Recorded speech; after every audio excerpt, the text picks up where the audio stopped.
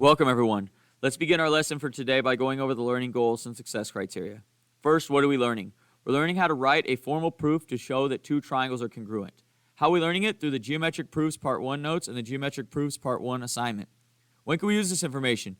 To formulate well-thought, articulated arguments to defend your opinions on various topics. How do you know you learned it? By getting a score of 4 on the Geometric Proofs Part 1 assignment. Now let's take a look at our agenda for today. We will begin by going over the learning goals and success criteria. While we do that, you'll fill out your Get It Started. Once you've completed your Get It Started, we'll go over it together and answer any questions that you may have. Next, we'll do our weekly raffle. After that, we'll go over the Geometric Proofs Part 1 notes, and then I'll give you time to complete the Geometric Proofs Part 1 assignment. Once you've completed the assignment, we'll go over it together and answer any questions that you may have. At the end of class, we'll go back over our learning goals and success criteria while you fill out your Before You Go. Your only homework for tonight is to continue working on the Triangle Congruences Study Guide and any incomplete assignments that you may have. Let's take a look now at the Geometric Proofs Part 1 notes.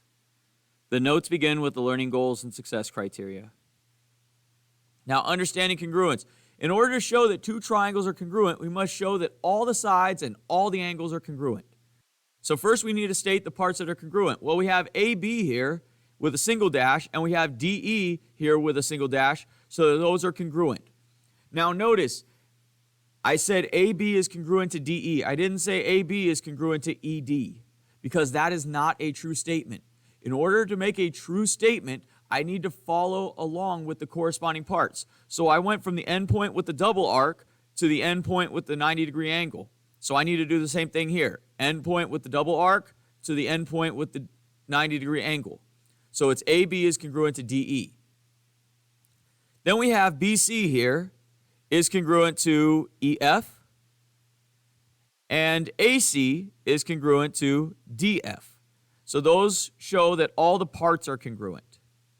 Then I have my angles. Angle ABC is congruent to angle DEF because they're both 90 degrees. They both have the box. Then I have angle ACB, so the single arc, is congruent to DFE, single arc as well. And then I'll do my double arc.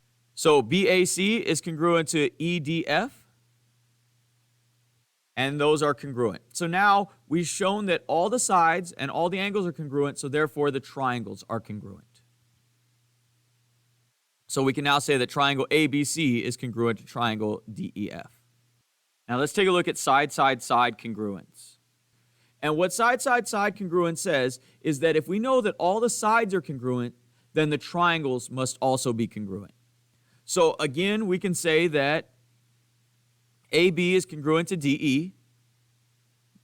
We could say that BC is congruent to EF, and AC is congruent to DF.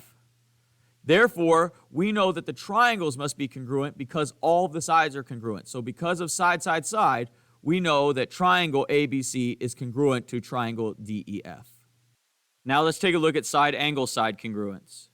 So side-angle-side congruence says that if we know that two sides and the angle between them are congruent, then the triangles are congruent. Now notice here, I have a side, an angle, and a side. The order matters. If I had a side, this side, and I knew this angle, then this theorem would not work. The only way it works is if we have the two sides and the angle that goes between them. So here we know that AB is congruent to DE, and between them we know that there's an angle here, angle ABC, that's congruent to angle DEF, and then we know that side BC is congruent to side EF. Therefore, we have two sides and an angle between them that are congruent, so therefore we can say that triangle ABC is congruent to triangle DEF. Now let's take a look at angle-side-angle congruence.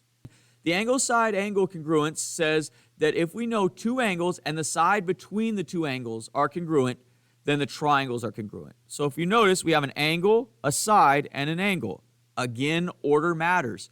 So we have the side that we know comes between the two angles that we know. So then let's restate what we know. Well, we know side AB is congruent to side DE. We know angle ABC is congruent to angle DEF. And we know angle BAC is congruent to angle EDF. So therefore, we have two angles and a side between them that are congruent, so we can use the ASA theorem to state that the triangles are congruent. So we can say triangle ABC is congruent to triangle DEF. Now let's take a look at angle side congruence. So this says that if we know two angles and then the side after those two angles, then we know that the triangles are congruent. So here we have angle ABC is congruent to angle DEF. We have angle BAC is congruent to angle EDF. And we have side AC is congruent to side DF. So we have two angles and the side that comes after them are all congruent. So therefore, we would say the triangles are congruent. Triangle ABC is congruent to triangle DEF using angle side. Now, what are vertical angles? Vertical angles are a pair of opposite congruent angles formed by intersecting lines. So we have two lines here, and they cross each other, and notice that we have two angles that are formed here and two angles that are formed here. Vertical angles form an X pattern, and the angles that are opposite of each other are congruent. So this angle and this angle would be congruent, and this angle and this angle would be congruent. Now, what is a geometric proof? A geometric proof is a step-by-step explanation that uses definitions, properties, postulates, and previously learned theorems to draw a conclusion about a geometric statement. A geometric proof is typically done in a two-column proof with one column being the statements and the other being the reasons. So what do geometric proofs look like? They look like this. So we have a column here that represents our statements. This is what do we know? So these are the statements of we know this, we know that, and so on.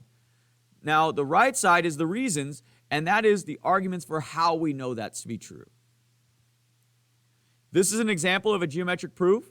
So it says AB is congruent to DE, and we have our reason as given. Given information is the information that they told us. So whether it's a marking or they state it in words, whatever it is, the given information is stuff that we didn't have to figure out on our own. It was told to us. Then we have AC is congruent to DE, given. Angle BAC is congruent to angle EDF, given. And then the triangles are congruent.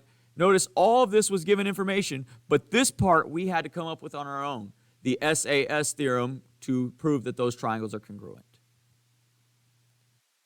So we use the theorems and postulates to fill in the rest of it. Let's take a look now at the Geometric Proofs Part 1 assignment. The assignment begins with the learning goals and success criteria. If we scroll down, we can see the questions. The first one says to fill in the blank in the proof. So here we can see that angle ACB is congruent to angle YZX. So the triple arcs are congruent.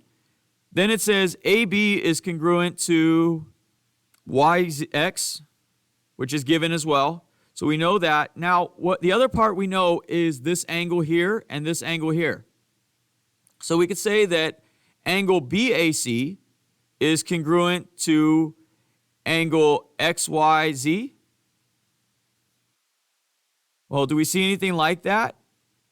So we don't see that one, but let's try it the other way. So angle CAB is congruent to angle ZYX,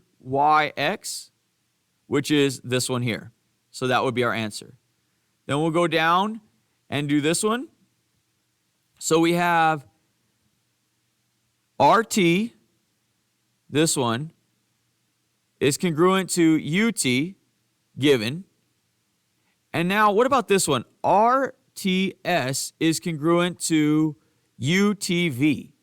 Well, how do we know that this angle and this angle are congruent? There's no markings.